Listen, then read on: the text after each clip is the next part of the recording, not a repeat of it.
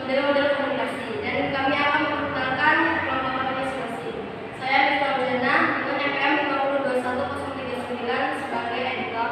Saya Zulatul Media NPM 5021042 sebagai pemateri pertama. Saya Dimas Satria Wijaya NPM 5021315 sebagai konsen. Saya Ines Andreni NPM 5021041 sebagai pemateri kedua. Saya Nina Dr. Tiasri NPM 5020031 sebagai pemateri ketiga. Sebelumnya, jangan lupa teman-teman tolong support channel ini ya dengan cara tekan tombol like, subscribe, dan aktifkan juga notifikasi loncengnya. Bagi teman-teman yang punya saran atau pertanyaan, silakan masukkan di kolom komentar. Terima kasih. Model-model komunikasi. Model komunikasi adalah gambaran yang sederhana dari proses komunikasi yang memperlihatkan kaitan antara satu komponen komunikasi dengan komponen lainnya. 1. Model komunikasi linier. Komunikasi linier merupakan suatu proses penyampaian pesan dari seorang komunikator kepada komunikan secara langsung maupun tidak langsung yang memanfaatkan berbagai media komunikasi. Sehingga secara singkat dapat dikatakan bahwa komunikasi linier merupakan komunikasi satu arah. Contoh komunikasi linier yang sering kita jumpai dalam kehidupan sehari-hari misalnya komunikasi pada acara televisi, radio, pidato, atau sambutan. Hal tersebut merupakan komunikasi satu arah karena komunikan tidak memberikan timbal balik. Elemen komunikasi linier. Elemen yang di dalam komunikasi linier adalah 1. Sumber. Jika yang menjadi sumber pesan tidak ada, maka komunikasi pun tidak akan terjadi. 2. Pesan. Pesan merupakan elemen terpenting dalam sebuah komunikasi. Pesan ini terjadi secara satu arah tanpa adanya timbal balik dari penerima pesan. 3. Media. Media digunakan pada jenis komunikasi tidak langsung, biasanya melalui media elektronik maupun media cetak. 4. Penerima. Penerima pesan merupakan mereka yang menjadi sasaran komunikan. Jadi, dalam komunikasi linier, seorang komunikan hanya menerima pesan saja. 5. Efek. Efek dari komunikasi linier lebih kepada bagaimana si penerima pesan menyikapi pesan yang diterimanya dari si pengirim pesan. Hambatan dalam komunikasi linier. 1. Hambatan semantik. Gangguan semantik ini berkaitan dengan berbagai masalah dan gangguan terkait dengan pemilihan dan penggunaan bahasa. Seseorang komunikator harus memperhatikan dan menyesuaikan bahasa dengan keperluan komunikasinya. 2. Hambatan fisik atau eksternal. Gangguan fisik ini berkaitan dengan gangguan yang disebabkan oleh kondisi lingkungan fisik di luar proses komunikasi. Hal ini berdampak pada ketidakmaksimalan ketersampaian pesan kepada sasaran atau si penerima pesan. 3. Hambatan psikologis. Gangguan psikologis ini merupakan gangguan yang menyangkut aspek psikologis dari seorang komunikator maupun komunikan. 4.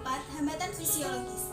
Gangguan fisiologis ini berkaitan dengan kondisi tubuh fisik atau biologis atau badan dari seorang komunikator atau komunikan. Komunikasi interaksional adalah model komunikasi yang memiliki kesamaan dengan model transaksional karena keduanya merupakan komunikasi dua arah.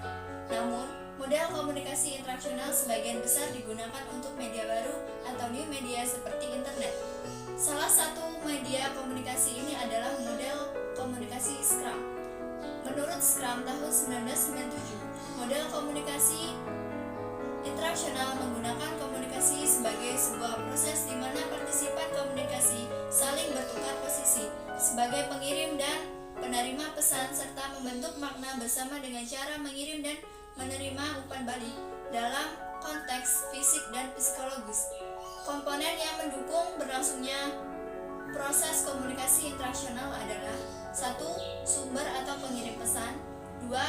Encoder atau orang yang mengirim pesan, 3. Decoder atau orang yang menerima pesan, 4. Pesan atau informasi yang digunakan atau yang dikirim, 5. Umpan balik ialah balasan pesan dari pesan pertama, 6. Gangguan atau hambatan, 7. Bidang pengalaman adalah pola komunikasi yang dipengaruhi oleh berbagai faktor seperti budaya, sosial, psikologi, situasi, dan satuan atau media komunikasi yang digunakan. 3. Model transaksional dikembangkan oleh Berland tahun 1970. Model ini menggarisbawahi pengirim dan penerima pesan yang berlangsung secara terus-menerus dalam sebuah episode komunikasi. Komunikasi ini bersifat kooperatif atau pengirim dan penerima sama-sama bertanggung jawab terhadap dampak dan efektivitas komunikasi yang terjadi. 4. Model stimulus respon.